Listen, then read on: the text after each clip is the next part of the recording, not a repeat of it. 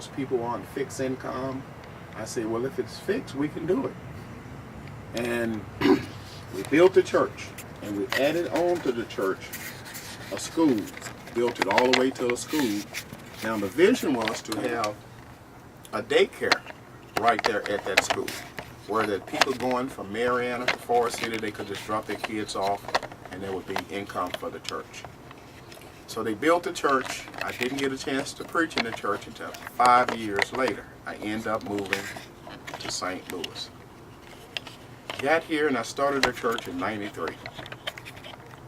Well, after starting the church, we had started in my basement with 5 members. We stayed in there 5 months. We went to a storefront, what they call a storefront church. We stayed there for 4 months, and as a baby, 9 months. 9 months we bought a church. Well, the church took a second, and we put, I think, $3,000 down or something like that. And some of the ministers in the neighborhood was telling me, saying, well, son, you don't need to do that. That's too much. The people going to let that go, and they're going to do this. You're going to need light bulbs, and you're going to need trash cans and trash bags. I said, well, if that's all I need, I could bring that from home. So we got the church and got $3,600 back at closing. And the church grew. And we bought the building next door that was adjacent to the parking lot. Well, we had an infant center at the bottom. I lived at the top. And at the other church, we had about 75 children going over there in the basement. Well, in 2001, a storm came on us in Marianna, in my hometown. My mom was going to pick up a lady from where she worked to take her to the drugstore. And as she sit in the driveway waiting on her to come out, a storm came up on one part of the street, blew a tree down on her car, and killed her. Well, that guy took me for a loop, so I went home, and as I was home taking care of all the business for a couple of years, they lost the church. People, I guess, embezzled the money and stopped paying the taxes and all of that, IRS, and they closed the church down. Well, 2 years later, a group of people got together and they asked me to come back to help them to start. And that's how we got to the other church, and we were there for a year. And we got put out because the realtor wanted all of the commission. And we weren't able to do it the way that they had it done. So they sold the church to his friend, and his friend was tricked into trying to turn the church into a house. And it didn't work. And it's still in ruins. And what we're in need of is money to get the church back. They want $300,000, but I know if I had the money, I could get it for $250. Without the money alone, probably $275. But it also is daycare ready, and it's in a community where people could really use ministry. We also are going to have our mentoring program there. We're going to have mentoring programs not only for women and children, but for black men as well, teaching them how to love their wives and to stay with their families, even though if something go wrong with a mother and a father, the father still has a responsibility of taking care of their children and making sure they are safe and taken care of. So. Great. Mm-hmm. Then I got here, and I want to go back a little bit to tell you the story that kind of caught these guys' eyes and ears. Well, I was 16, and we integrated high school in 1970 in Marianna, Arkansas. And the first day of school, we were picking up our classes, getting our classes scheduled. And the little girl across the room caught my eye, caught her eye. So happened she was white, and I was black, so we couldn't talk to each other out, so we passed notes. We lived about 4 blocks from each other. So I would sneak out of the window at night, she sneak out of the window at night. We were in love. She got pregnant, and we were going to sneak away, elope, and get married. But before that could happen, her father found out about it, and they came to the town and with ropes and guns. They were going to hang me, but my mama got me out of town. to Chicago. I stayed to Chicago for 9 months, and by that time, they had almost burned down all the town because they didn't want to hire blacks in the stores. So they burnt down part of the black community, and I ended up back there, but the FBI and everybody know about what's going on, so it's not just out. They can't just come and lynch me now. But I finished high school. She and I tried to get back together, but I had promised my mama that I wouldn't get us lynched and put out of town and our house burned down. So we didn't see each other anymore. But we still had the love, and her family made her give the baby up for adoption. Well, when I got out of the Army, I looked for the child, and I mean, till my head turned gray.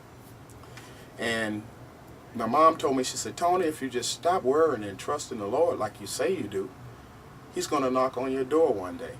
Well, last year, he was 40 years old, and he got in touch with me, and he called my wife, and I told her that I'm not calling that bill collector back. He didn't give a name, he just had some business with me he wanted to discuss. So she called back again. He called back and told her that he wasn't a bill collector. Well, I was telling her, how do you know he's not a bill collector? And I'm going on, and she's talking and I'm talking, and we don't talk at the same time. But I looked at my phone, and I had muted my phone, so she couldn't hear me tell her not to talk, that I'm not calling him. So when I finally unmuted my phone, I told her, I said, okay, give me the number. And I called, but it went into his voicemail, and I said, Daniel Cruz, if you're a bill collector, I'm calling back in 10 minutes, and I'm hanging up. Well, I called back in 11 minutes, and he answered the phone, and he said, my name is Daniel Cruz. I was born April 16, 1972. I said, well, you're my son. And he said, you're my dad. So we were able to meet and flew out to Phoenix. My sister paid for my ticket. She and I went out. And the funniest thing, you know how they say on TV, they say, the blacks, they kind of have something like, you're going to act like white people. And I said, what do you mean? She said, you're going to be running in slow motion and stuff and dropping your... I said, no, I'm not going to do that. True enough, I ran in slow motion and I dropped my suitcase. He left. I spotted him in the crowd, and he ran toward me, and we kissed and hugged for about 20 minutes. And let me tell you something else. On the plane, I fell asleep after telling the guy my story. I was sitting by the window.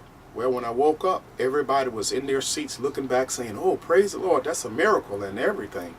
When I got off the plane and got through hugging him, the whole plane, including stewardess and the pilot, was standing by looking and videoing and taking pictures and everything. And it's just was a miracle that he was able to get in touch with us. So now I have 4 grandchildren, and I already had one by my daughter. And well, I got 2 girls, and one of the oldest has a boy. Now I got 4 grandchildren.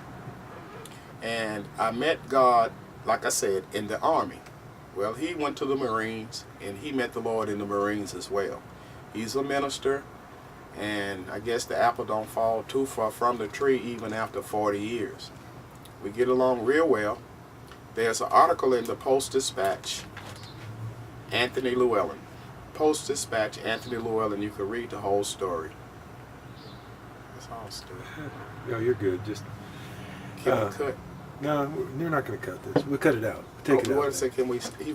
You still recording? Yeah, it's still on. Can you stop? Do you want it stopped? Yeah. Can we start again? You can start again right now. We can take all this other stuff out. Okay. Okay. No, so just take a so breath. start. And it's like, you're doing great. You got me on board. Okay. After coming back here to St. Louis, I needed to have a job because the church didn't have money to help me to stay. I had stayed with one person 6 months. Their family, the wife and husband wasn't getting along, so I was able to help them get back together. I knew it was time to go when they started telling me my parking spot was moved and they wanted their bed back, and they were happy holding hands, and you could hear these sounds down in the basement. So I knew everything, so I moved to another family. And I stayed there for a year. And I knew it was time to leave, but I didn't know where I was going to go. So I told them could I just bag my truck in their driveway. So after backing the truck in the driveway for a night, then it come to me, I had my own camper. I went back to Arkansas. I asked the church could they help me to pay for it, my rental spot. And they said yes, but after the first month, they didn't have money to help me. So I gave Miss Mary, my boss, 84-year-old, my last $180. And she slid it all back to me and said she wanted me to start helping her at the RV park. So that's why I stay here, I work here, and that's how I met Stu, Larry, and Michael. And we're going to do great things from there. Stop it. Okay, that's excellent. That's real good. I almost cried. I almost couldn't do that. I'm Stu. Man, And I met this almost guy. couldn't I do met this that, guy man. earlier today as he was taking us over to the arch, and it has been a remarkable, revelatory experience where I have come to better understand that the genuine nature of his sincere interest in making the community and the world a better place for all of us. He's got a vision, and the vision is a challenge. It's a lot of money to get back a church that once was a house of God and is now, some of the people tried to turn into a house of man.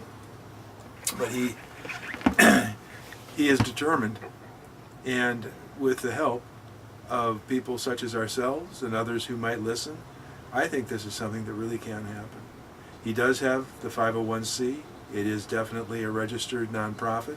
Yes. And the name of the church again is? Fruit of the Spirit Ministries. And if you are interested, you can send a check to Fruit of the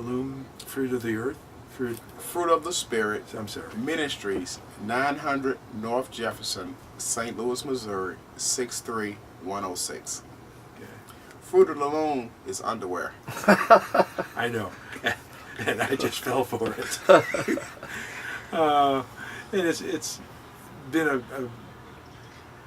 I can't tell you in words what has happened here this day. We were going to be leaving this afternoon, and he invited us to stay on and depart in the morning. It was something we were not planning on doing, but as things worked out, his suggestion became our decision. And so here we are, because we can do in this preparation to present this situation to people who might have an ear, might have a heart, and might connect the two and make a contribution. Say it again, the address. The name of our church is Fruit of the Spirit Ministries, 900 North Jefferson, St. Louis, Missouri, 63106. Also, you might want to call me. My number is 314-323-2022. I'm a 24-hour pastor. Thank you. Thank you. God bless. Thank you, man. Man, this is awesome. I ain't never done this before. It's like being on Oprah. Good I'm preparation. on Oprah. Good preparation. You Yeah, know, you man. just never know. And I'm writing a book. The book is The Long-Awaited Knock at the Door. And that's about my son. You know, my mom gave me the prophecy about if I didn't worry that he was going to one day knock on the door. So the prophecy came true. And I'm writing a book. I think I'm 3/4 of the way finished. Also, my son is doing a screenplay. And I'm wondering how that's going to fit all together into a big movie. I know it's some movie people listening to this. Spike Lee and Denzel Washington and what's this guy that write that book? What's your book? All those books. Golly. Not Roots. Alex. Well, I can't think of the name of the man, but he's a great book writer. And I'm going to think of it. Golly, what's the name of that book? We just cut it out. Tell me the article again about yourself in the newspaper or somewhere. In the newspaper? Yeah. I pretty much told that article. Well, say it again, just because I might, having watched can this, I intersperse want to go look it up. Okay. So if you say it again, then I And want. then, okay. The article is in St. Louis Post-Dispatch, Anthony Llewellyn, and it's written by Bill McClellan. And after I came back from Phoenix, he met with me and asked a lot of questions, and he ended up with this article. And the article kind of starts out like talking about where I'm from, Anthony, New Orleans, from Marianna, small town. The income of the town was like $16,000 back then, and it still is now. And it was late integrating because of factors that people didn't want change.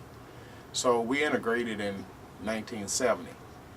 Also in the article you'll find where my mom prophesied about finding my son, and the phone calls and the visit, and the day that we met it was the weekend of Super Bowl, last Super Bowl, and we had a reunion in September, Labor Day weekend, and his family came from Phoenix, Arizona, and we had a great time. I'm going to show them some pictures and send to their phone, and maybe they can add it to this video. Okay. Excellent. Thank Good. you. Great. Man, y'all awesome. Yeah. Oh, no. You're awesome. The awesome is That's- sitting over there, not over here. See, that's I got a what- question. Yes. You know, it's a fantastic story. But how old were you when you had your girlfriend and We were 16, okay, and 10th what grade. year was that?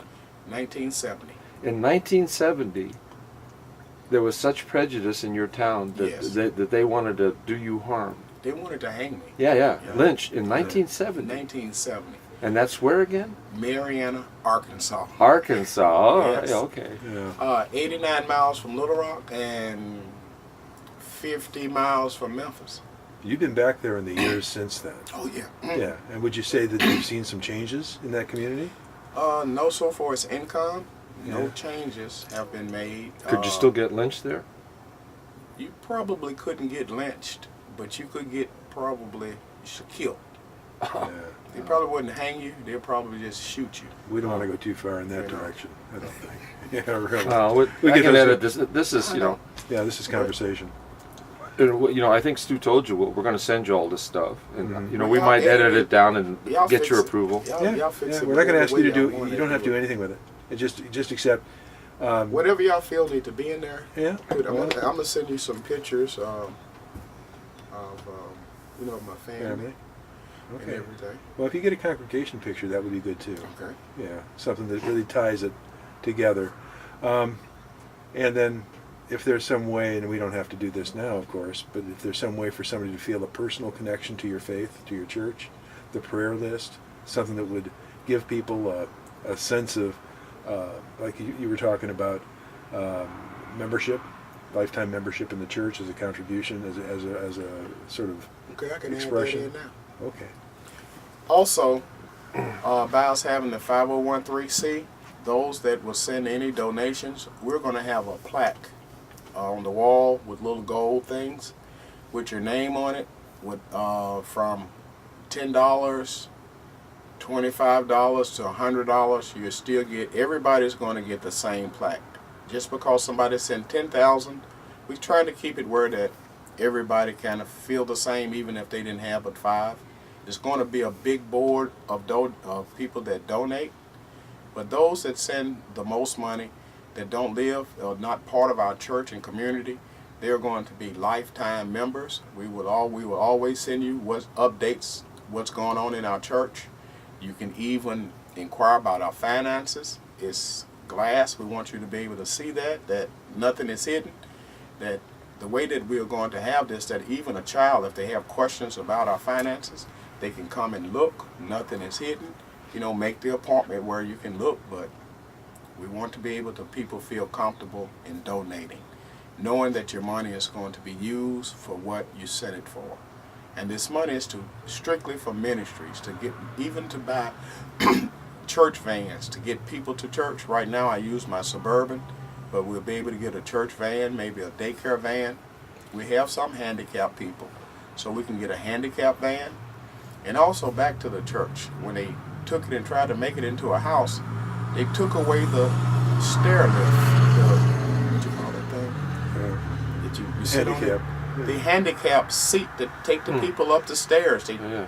took it off the wall and sold it, and even sold some of the pews.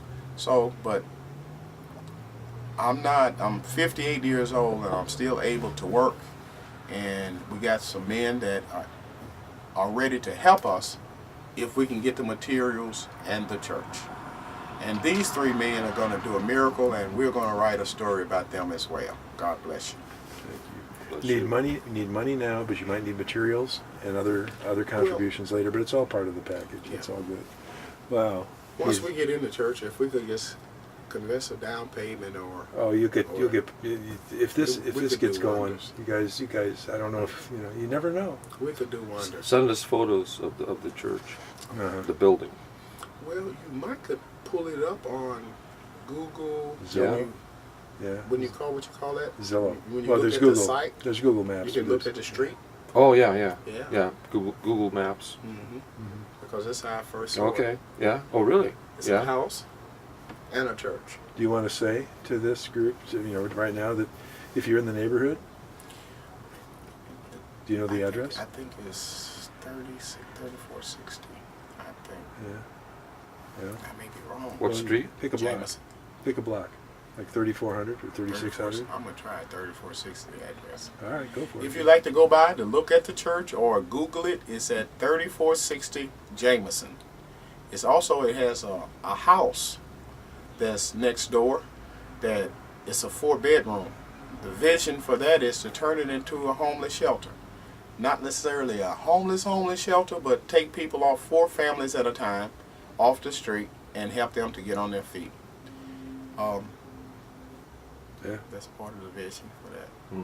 Also, we're going to have midnight aerobics where people can come and do exercising all during the night because we know our kids need to exercise, and as well as adults. Also, in the basement, we want to have what you call like a mall. It's not a mall, but it's where you can come get free clothes and shop and get food, and we're going to have a food court, just like in the mall. Amen. All right, in that church, man. I wish y'all could see the church. Oh, you start envisioning it. Yeah. Start visualize what you I've have seen the it you have the all. power of the vision. I have the sense. If you can see it, it can be it. And you've done that I got before. I got it. It's just like the people in the church said, Pastor, you got the vision and everything. It's got to. See, they read but it has to come Yeah. because they don't see what I see. They say they can see it, they can taste it, but you got to get out and help me to get it. Yeah. You know? Well, and listening to your conversation today with the broker, the banker. Yeah. And I very much heard you say you're not in this because you like us. It's all about making some money off of this investment. I don't know how fast we can put anything together, how quickly this will happen. It'll be up to the Lord to figure that out. But You know what?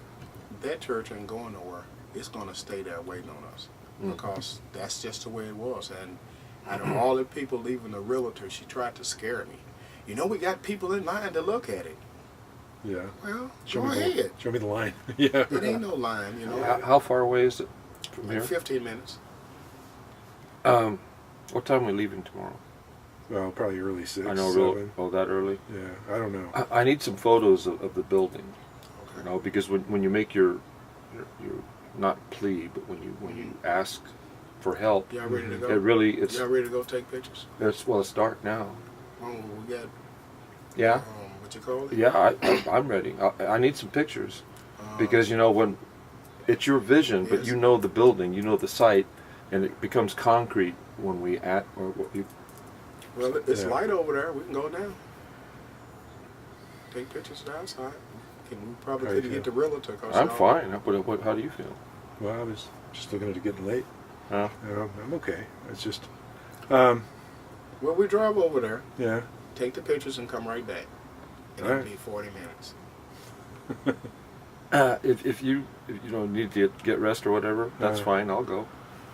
All right. Hey, if you're good with that. And if you got anybody in your congregation that works with computers, if you have a website, We don't have one, and I know, but we have to try to get it set up. you know, Yeah, just website. if anybody